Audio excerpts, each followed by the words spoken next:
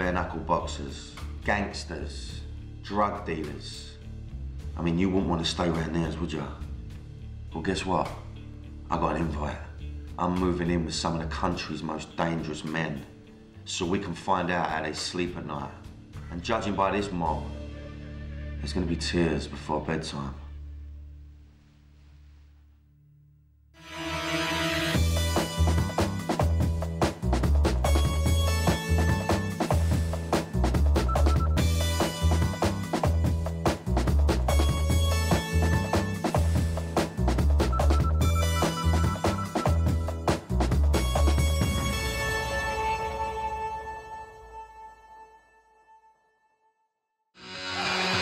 Mixed martial arts is one of the fastest growing sports in the world. Better known as cage fighting, it's kicking boxing's butt. In the States, it smashed all the records for pay-per-view TV, generating more than $200 million in 1 year alone. And in the UK, I'm seeing this phenomenon get bigger by the day. Cage fighters are becoming the new stars of the fight game, and I want to know what it's all about. So I'm heading up to Huddersfield to spend a few days with two of the toughest in the country. I am the best lightweight in the country! Not only do they share a love for a battle, they share a birthday. In fact, they were born only 22 minutes apart. They're twins, Dave and Ian Butlin. In a couple of weeks' time, they're off to Japan to compete in the World Cup of Mixed Martial Arts. Ian is the fighter, and Dave is the coach. Dig deep, everything you've got! They are the driving force behind the first England team ever to compete in this competition. Of the 12 teams taking part, they are the underdogs. I want to find out what it takes to be the best in the country. And the only way to do this is to live their lives. I'm going to spend 3 days with them. I'm going to eat with them. I'm going to train with them. Keep it going! I'm going to be sleeping under the same roof. As well as being feared in the cage, they're notorious for their street battles. They've been arrested countless times. They've always been known as fighters. No one's going to fight me fist to fist and win. Me getting punched in the face is like you having a cup of tea. I was just picking up bodies, dragging them out, while Ian and Dave were choking out people, elbowing people and still knocking people out. You don't fuck about them, and you don't want to fuck about with a pair of them when they're together. Will I discover what their lives are really like? Are they going to open up to me? Will there be any connection between us whatsoever? These are the things I have to think about, you know? Worst case scenario is if I piss them off. Wish me luck. They've asked me to meet them on the Yorkshire moors. It seems like a strange place to meet. I've got to say I'm a little bit pissed off. I've been standing here for 3/4 of an hour. Still no cage fighters. But I'm ready for them. I'm ready for them. I ain't really, I'm freezing. Oh, hold on, I think I can see a bit of movement, I don't know. Oh, no, one of them's got a gun. Oh, no, what's happening here? Perhaps I won't knock them out then, perhaps I'll just have some stern words.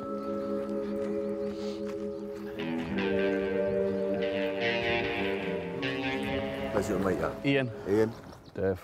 Pleasure to meet you. Nice to meet Well, you. I've got a shooter. I'm a bit worried here, son. We're gonna go kill some stuff and then eat it later. That's what we do in the countryside. Let's go. They're taking me hunting. They like to kill things. I don't. This should be interesting. I don't like the countryside, especially as I'm not properly equipped for it. Fucking mud everywhere. Shit everywhere, look. Fucking liberty, look. I'm feeling like a bit of a spare part. Whoa. And I'm getting left behind. I'm wondering if I'm going to find out anything about these two at all. So, boys, what is it you like about hunting? Just like the idea of it? Is it growing up in the countryside? What is it? Hey? We started like going out catching rabbits with the ferrets and stuff when we were younger. Yeah. And like the buzz of your first catch and kill. We'll sit and wait for hours, sat in the rain, I mean, if you get that one kill, it's worth it. Should we make a move further up that way? Yeah. Are we off, yeah? Yeah. Strange way to do an interview. Because they're so focused on, you know, on shooting something. You know, they're so into it, they're banging, they love it. I can imagine them plotting up here, on it, you know, just them two in the middle of nowhere. I mean, for me, that's my worst nightmare. I think he's seen something again. Here we go. They've seen a duck.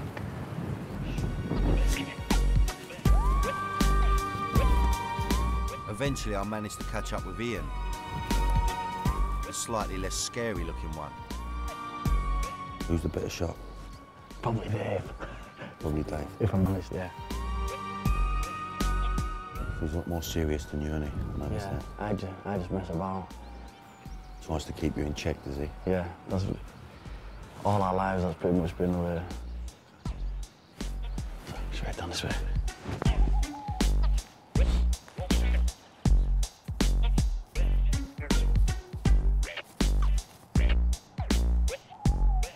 Would you say was the better shot out of used to? Ian reckons it's him. That's what he said to me.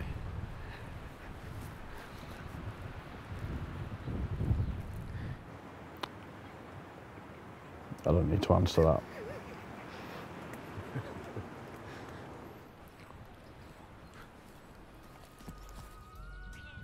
After 2 hours, they hadn't killed anything, and I hadn't found out much about them.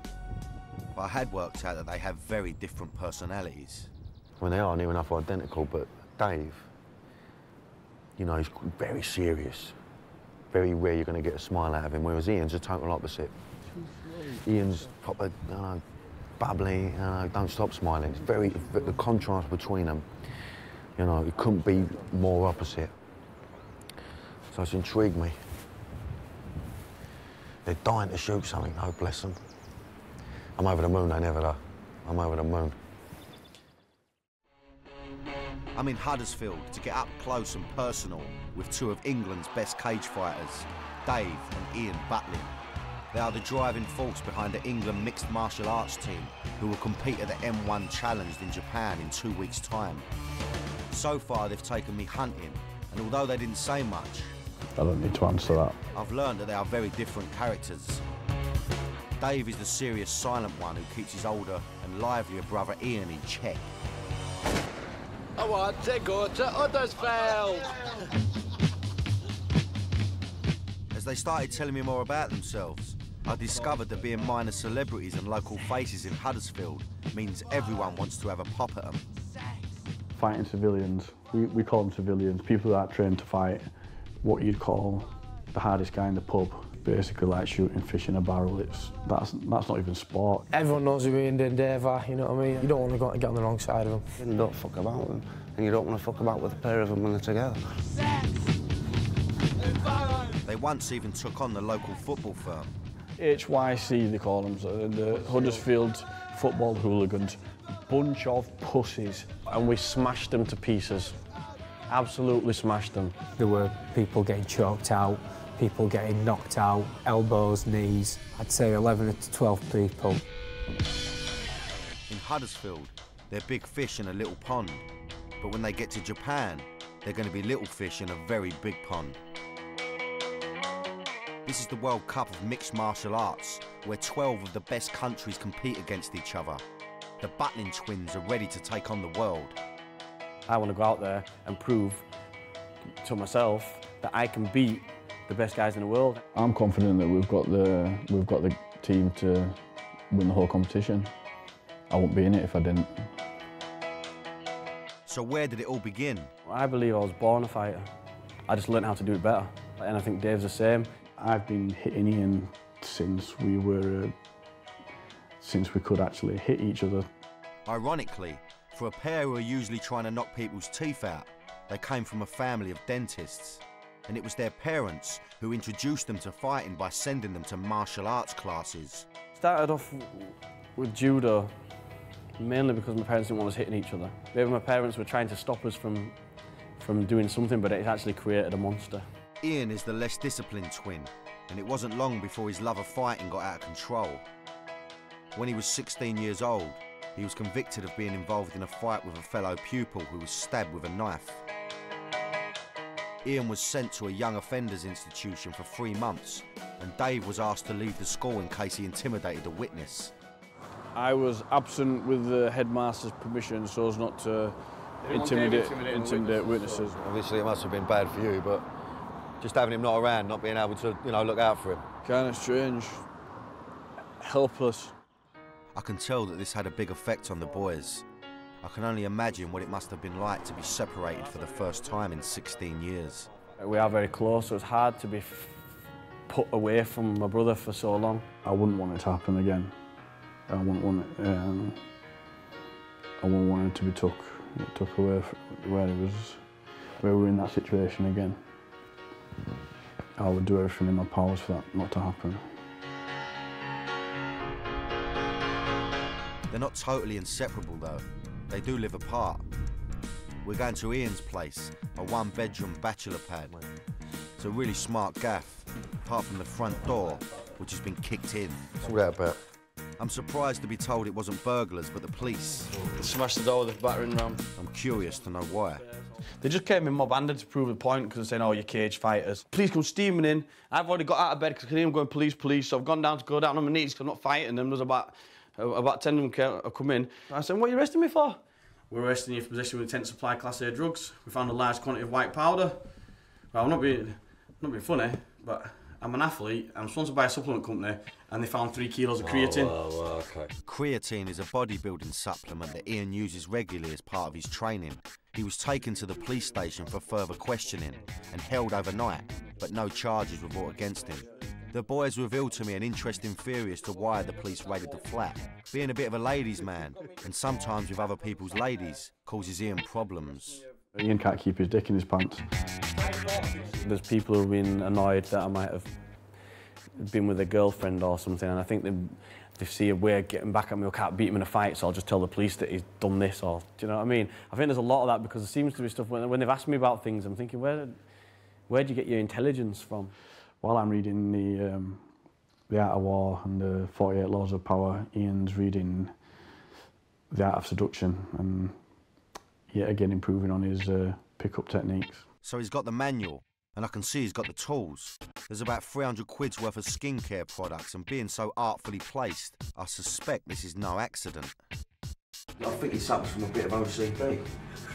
Danny, if I came in and I moved things like this... He does it to me all the time.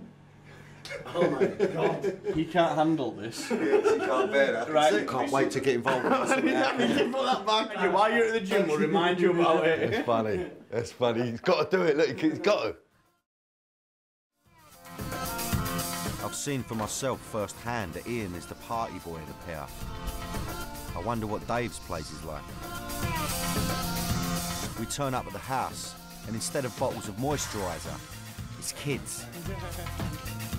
Dave has a 12-year-old stepson, Kane, a 6-year-old stepdaughter, Taylor, a 2-year-old son, Tyler, and 3-month-old Dee Dee. He lives with his partner of 2 years, Nicola. Pleasure to meet you. Pleasure to meet you. Beautiful kids you got there. She's getting dinner ready. What are you doing for me? It's game. What is it? Pheasant, rabbit, it's game. Oh, it's all that game, is it? We're in the game.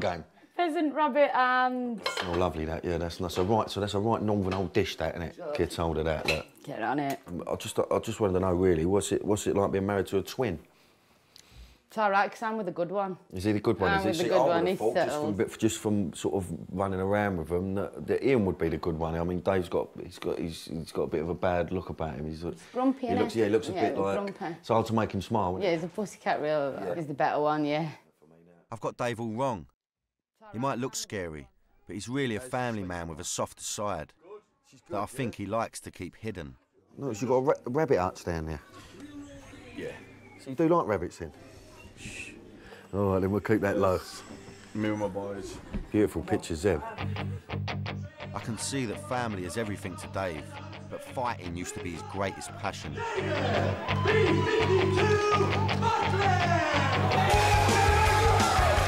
He was feared in the cage and had a promising professional career ahead of him.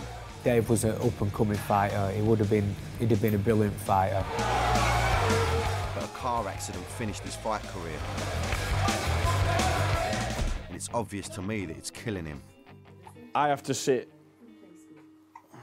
every day and endure watching people do what I love to do, and I can't do it, so how much would you miss it? Of course. It's not good. It's devastating.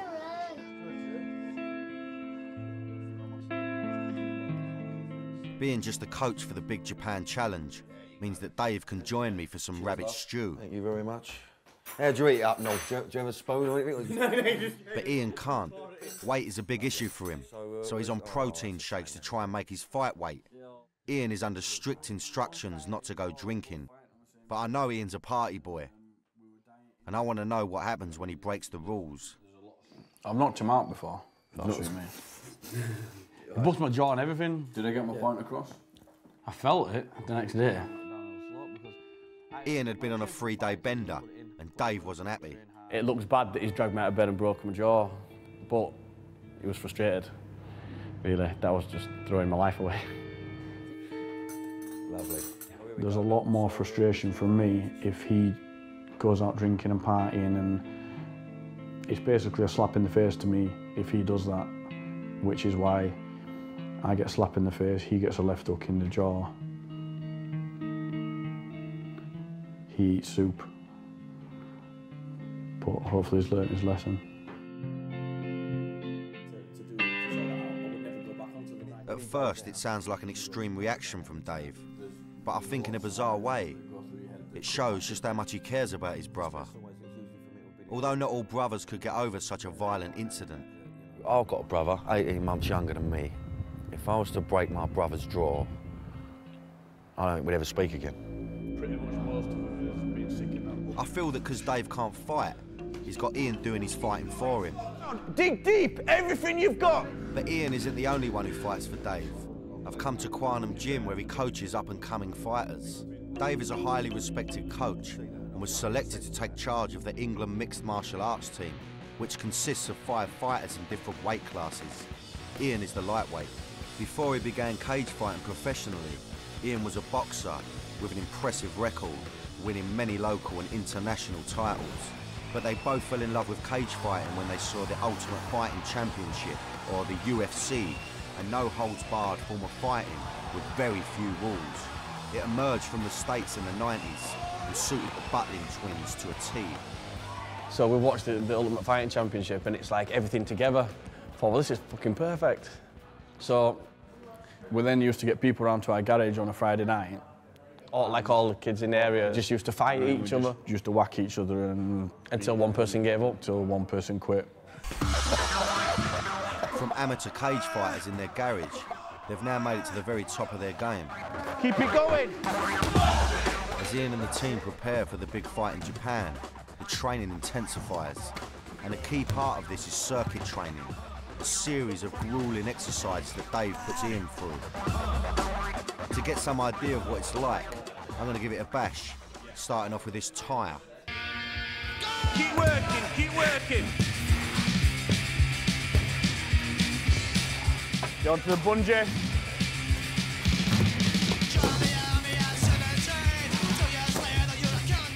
I've only just started, and already my whole body is in absolute agony. Good. Come on, keep working. This is not your average training program. It was created by a Royal Marine, and it's designed to sort the men from the boys.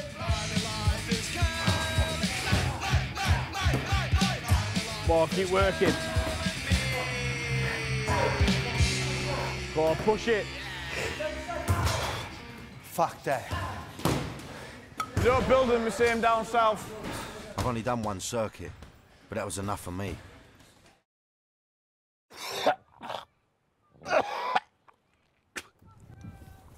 Oh man, fucking hell. That was fucking proper hard. On me rabbit, on me game. Oh man.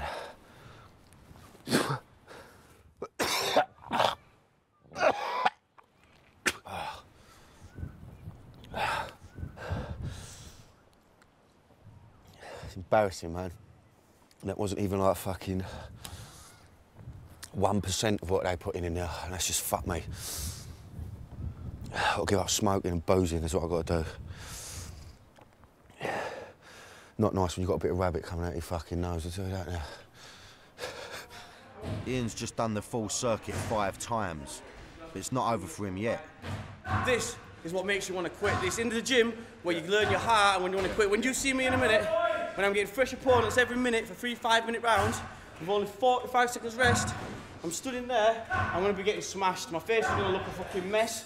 I'm going to want to quit, and I'm not going to. It's going to be fucking Ian, I'm with you, brother. Don't worry about that. What's coming next is going to be horrible. What's coming next for Ian is 5 different fighters who will take it in turn to fight him a minute each. We're not making it easy for him. He's about to get a battering. Dave has specially designed this punishing exercise to teach Ian that quitting is never an option. Come on, let's go! Fight forward! Oh, fucking hell, man. Come on, back to feet! It's the idea of never giving up. Keep fighting! Keep fighting! Just keep getting up, keep getting up. No matter how fucked he is, he has to keep getting up. Get on with it, get on with it, get on with the job. Come on, back to feet! Go! Getting pummeled. It's getting absolutely pummeled. You've got, come on! Push it! Push it!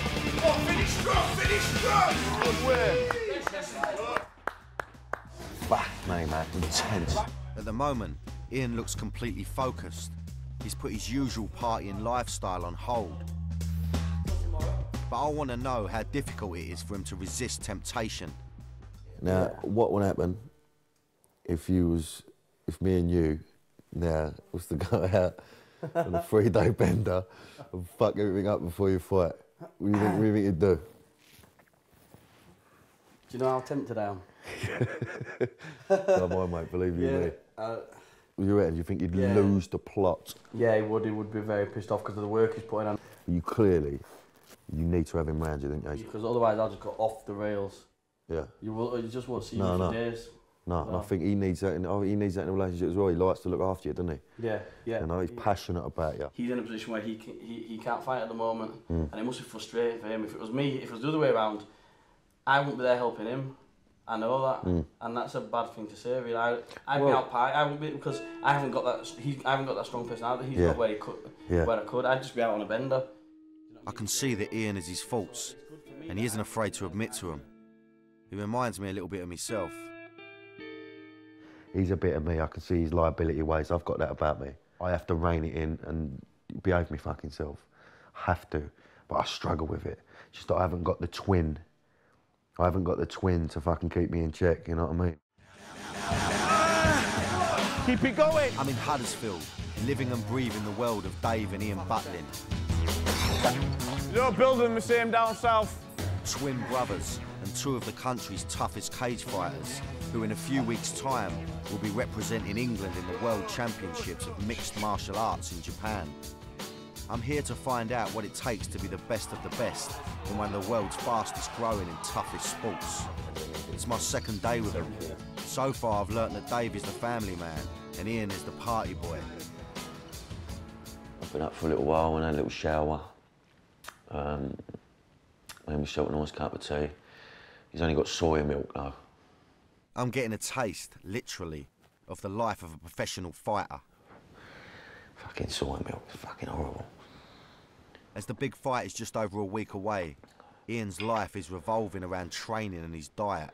He needs to be at 70 kilograms. As well as drinking moody milk to help shift the excess pounds, Ian has a strange weight loss ritual that I'm surprised to hear about. Right, so, look, I don't want to be a bit weird, and I've just walked in like having a bath. And how does this help you having a bath? What, you lose weight having a bath? Yeah, well, I have a hot bath every morning and my muscles are aching, obviously, from last night. Yeah. You know, I've got a little bit of... That helps, yeah, I understand that, so, but also I'll probably lose a little bit just from the heat. Well, look, you do what you got to do, wash yourself. You know, I'm hoping that you're going to be all right so we can have a bit of breakfast. Yeah, well, I'll give you a shout when I weigh in. All right, kid. Liven yourself up. He's desperately trying to shed the last few pounds to make his fight weight.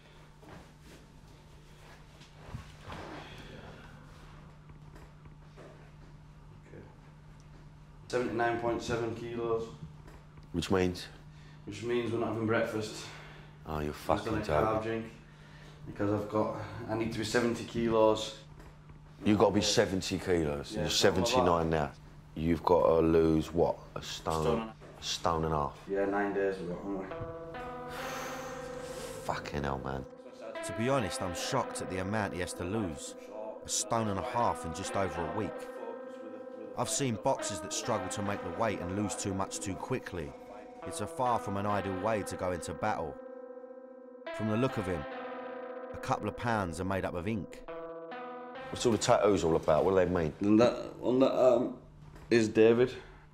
Okay. This one down the middle was I lost a lot of friends in a small space of time. I lost 6 friends in the space of about 8 weeks. So that means strength through loss. Obviously, it's a big thing for you. You want to tell me a little bit about who you lost, how you lost them, or? My uncle killed himself, so Right. like I actually saw him. I went into the house and saw him after he'd killed himself, and so that was like quite a big thing. And my friend died in a car crash. This was all in the space of a few weeks, you know.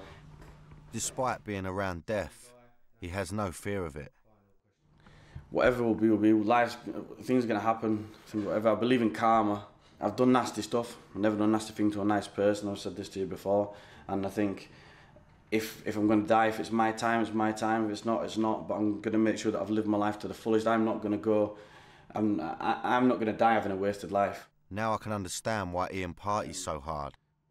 Having lost so many loved ones, he's decided that he will now live each day as if it's his last. People are going to remember me.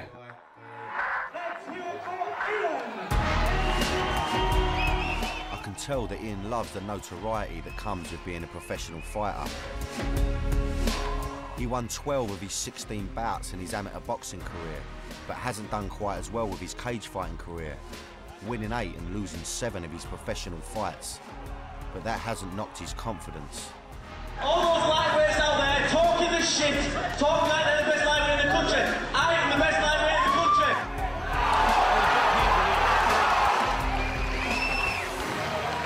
With Ian so far over his weight, I'm not sure we're going to be having a fry-up for breakfast. What are you doing here then? What's this? Are you doing your carb drink? Yeah, obviously I was a little bit overweight, so... This is it, this is all you can have? This is all I'm going to have. I'm just going to have this now, and I'll have a little bit of water to take my pills that I'm going to have this morning. Right. What sort of pills you got to take? Vitamins? Or yeah, we've got them. Listen, you want a couple of them then? Yeah, go on, fuck it. I'll have a couple of them. Right. Fucking size of these pills here, look. Any order you take them in, or? Nah, just get them down yourself. Just whack them down, yeah. There we go. God, they're monsters then. So what we're going to do today? Right, we're going to have a nice day just laying in a hammock. Yeah, that kind of stuff. We're just going to go up to these. There's a few stairs that I run up and down. There's a few stairs you run up and down. Right, okay, let's fucking do it. Let's go. Let's do it. Come in, boy. A couple of stairs. That doesn't sound too bad. But we are talking about something that Rocky might want to swerve. The 220 steps, which Ian goes up and down 12 times, are all about training him mentally. Got to hit every single step. I think there's about 220. So we've got to hit every step from right at the bottom all the way up. So I love the idea of this prehistoric fucking training. It's nice. This is old school, isn't it? Yeah, this is like Rocky shit. Don't cost fuck all. Nah. But yet you're doing, you know, as much. And it's nice for me to get out of the gym and do something. Right, let's walk down then first. Do you jog down or do you walk? Nah, we walked down the first time. Thank fuck for that. Walking down these steps is hard enough. I'm not looking forward to running back up them. This is the start? This is the start. Oh! Fucking hell. You cool? Right, go on, kid. We can do this. We can do this. Let's go. Go on, crack on. I'm up your arse.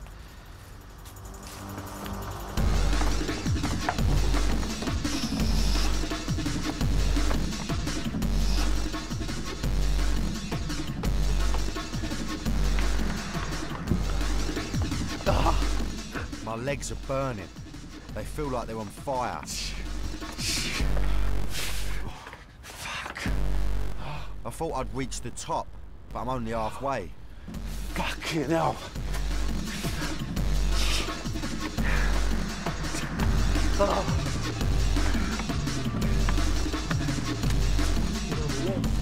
I can't fucking do it. I can't get up there. I can't do it. Fuck.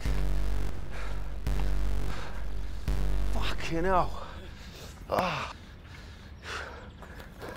Tough on the old thighs. It's the legs, isn't it? The legs. Fucking hell. So this is not so much cardio as legs. It's all there, isn't it? All in your thighs, yeah. It's a fucking... It's like an endurance test. If I started it, I thought... Have to get back down, do another. Crack on, kid. I started it. I thought... This ain't that bad. It's a piece of piss. Oh, fucking hell. That was pain. That was pain. Yeah, I can't deal with it, you know. Mentally, obviously, I'm not as strong as I thought I was. Off he goes again. It's torture. It's like torturing yourself. So you can give up whenever you want. You can stop whenever you want. You ain't got a gun to your head. There's no one forcing you to do it. This is off his own bat. And you can tell he's in fucking pain. But to be fair, if you can do that 12 times, you get in the ring, you're going to feel invincible. There's nothing you're going to fear. For Ian, total mental preparation is the key. And this means banishing all fear from his mind, no matter what that might be. One of Ian's irrational fears was of heights.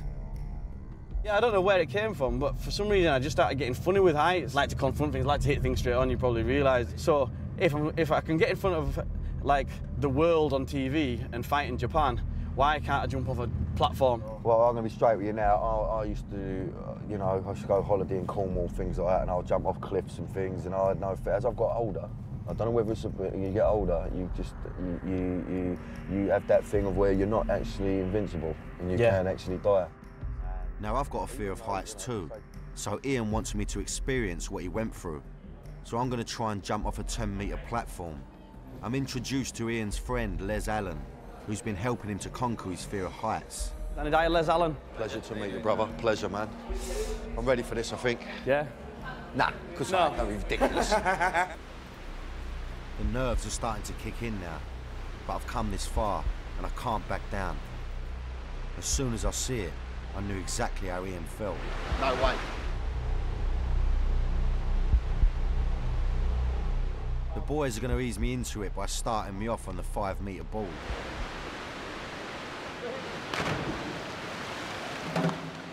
That wasn't too bad, but I'm not feeling as confident about the 10-metre board. So you're just going to go off?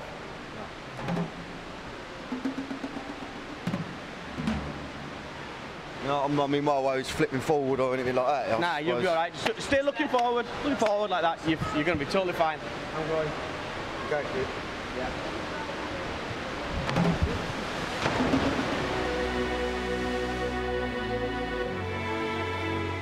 I'm absolutely bricking it.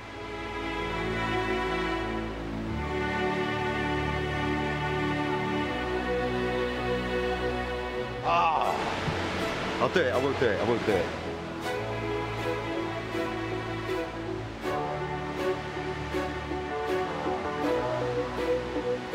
For each your own, for every man a religion.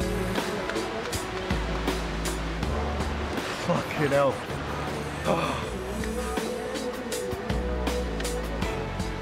Oh, done it. Fucking done it. Yes. Good work, that's fucking good. Oh, First goal, straight off 10, man. conquer the fear. Conquer the fear there, man. Yeah, that's something else we've achieved. I can see why Ian wanted to overcome his fears. Now that I've conquered my own, I feel invincible. Listen, you know what, this is all it is. It's your brain just going, you know. With everything like this, it's just mental. Your brain, it's mental, like I said, running up them stairs, getting in that cage, everything, it's all in your head. It's just having that mental strength. We did it. It is a nice feeling to feel I've done it. I mean, there was a moment when I just thought I can't do it. I can't actually physically bring myself to do it. Anyway, on a lighter note, I thought I'd bring my little pink number out today. You know what I mean? See, it's all a myth, all this Danny Dyer hard man bollocks. And I'm a very feminine fucking fella.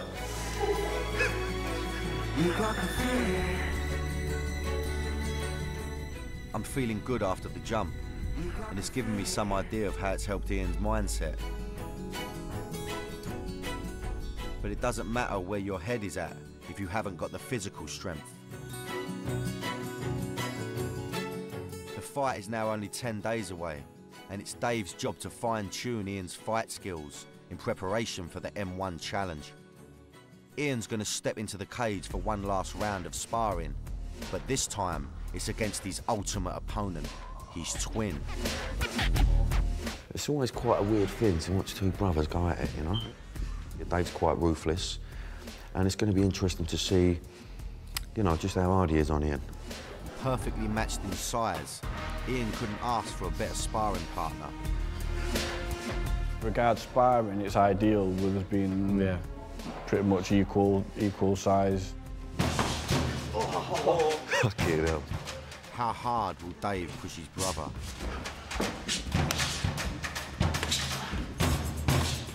If we're going to be really honest about it, Dave doesn't drink and lives a clean lifestyle. Whereas I party between my fights.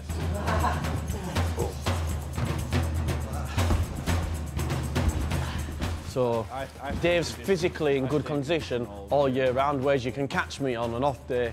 Ian says he's the best lightweight in the country, but I'm not sure if he's even the best lightweight in his family. I think Dave's a stronger, better fighter, yeah. Get hold of that. Do you remember this one now? Yeah, I remember it now. Good to see the banter between you and all, because it's obviously a little Yeah, while we're whacking little each wink, other. little wink, little smile. No, it's good. Still a cheap shot. It's a cheeky one now. I'm pretty sure Bruce Lee said never take your eyes off your opponent. Even when you're talking to Danny Dyer.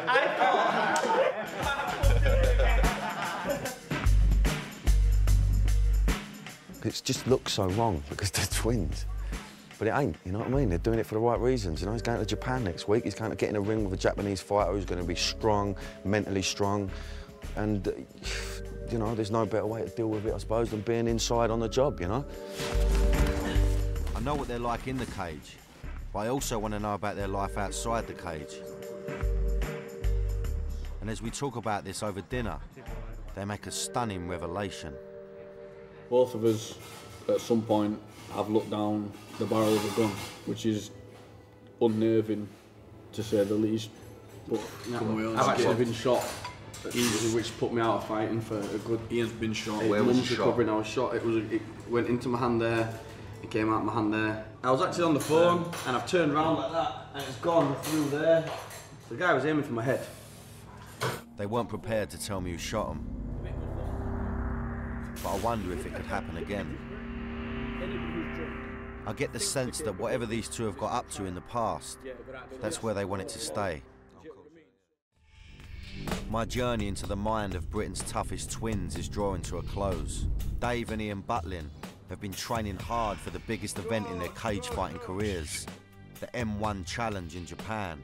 And in the 3 days I've spent with them, I've been pushed to my absolute limits, physically and mentally, to get some idea of what it takes to be a top cage fighter.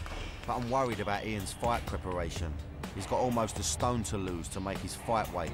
In a last-ditch effort, he's spending up to 5 hours a day trying to sweat it off in a 110-degree sauna. I'm about to go and get in the sauna, and I'm not a big fan of saunas. I hate saunas. I hate them. It don't suit me. Heat, constant heat. Even if he loses the weight, I don't think he's going to be in a good condition to fight. Obviously, you know what you're doing. This ain't your first fight, but I mean, is there any chance that that it could affect your performance just because of them? So them last 24 hours of that manic, just trying to get that weight off. It can give you that advantage, but if you take it a step too far, it can also be a disadvantage. It's a fine balance. So what happens if you don't make the weight? If you don't make the weight, you don't fight. You just don't fight. That's it. End of. A week later, and Ian's getting ready to fly out to Japan, and the extreme diet and exercise regime seems to be affecting his mind. I'm as prepared as you possibly can be, really. The main thing for me now is to get the weight off, which is why I'm a little bit slow, 'cause I've been dieting for days.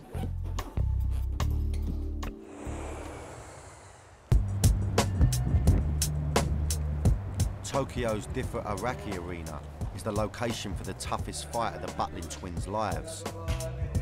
Team England, led by Dave, will fight against 12 different countries, and Japan is the first stop of a year-long challenge. It's the first time England have sent a team to compete, so they're keen to make their mark. The news from Ian's weigh-in isn't good. Because of the 12-hour flight, his body has retained water and he's still a stone over his fight weight. It was probably the most depressed I've ever felt when I stood on the scales. But there's no way I was going to give up. I was going to make weight. You know, I'd never quit, but it wasn't very nice. After 2 days of not eating and almost constant saunas, Ian has managed to make his weight, and the day of the fight has arrived. Months of intense training has brought them to this moment. Ian's opponent from Japan is Luis Andrade. They are the same weight, but Andrade is a more experienced fighter. He's also 6 years younger and 2 inches taller. Ian prefers a stand-up fight, and he's off to a strong start. But it isn't long before he's taken to the ground. He's going to need a lot of strength to get back up again. Andrade has achieved full mount, Jimmy. For just over 2 minutes, Andrade dominates Ian on the ground and batters him. Andrade letting go with the punches. Ian desperately tries to break out of the hold, but he's just not strong enough. Andrade eventually gets him in a decisive hold, and Ian is forced to submit. The fight is over. All the training I'd done, all the hard work, everything, all goes to nothing because I just had no energy in me. But that was my fault. I messed up the weight cut. So. And he got the weight off. I don't know how much effect that had on the fight. And I wouldn't want to make excuses. I think his opponent was a good, strong guy, and he beat him fair and square. Ian lost his fight, but for Dave as team coach, Japan was a success, with 4 out of his 5 fighters winning their bouts. We went over there as the underdogs and we've won 4-1, so that puts us top of the table, so it's a good result all around. He's brought an English team over to beat Japan on the home soil, so it's brilliant for him. And moving on to America, we're just going to repeat that performance, but obviously mine's going to be better.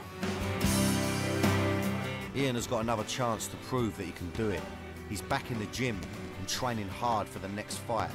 Dave, as usual, was right by his side, driving him on. Keep fighting! Keep fighting! It's been a unique journey into 2 very different minds. The childhood battles have been left behind, and now one twin fights for the other around the world. But the psychological struggle between them will rage on forever.